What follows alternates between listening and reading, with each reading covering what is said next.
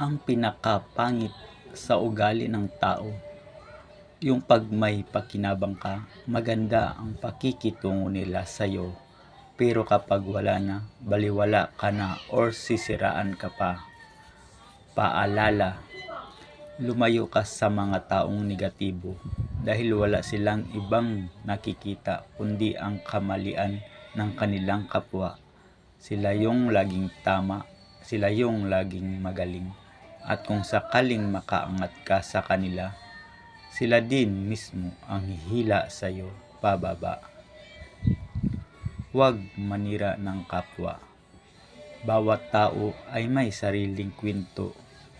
Kaya bago mo siraan, alamin mo muna ang buong pagkatao. At tingnan mo rin ang sarili mo. Baka kasi mas masahol ka pa sa sinisiraan mo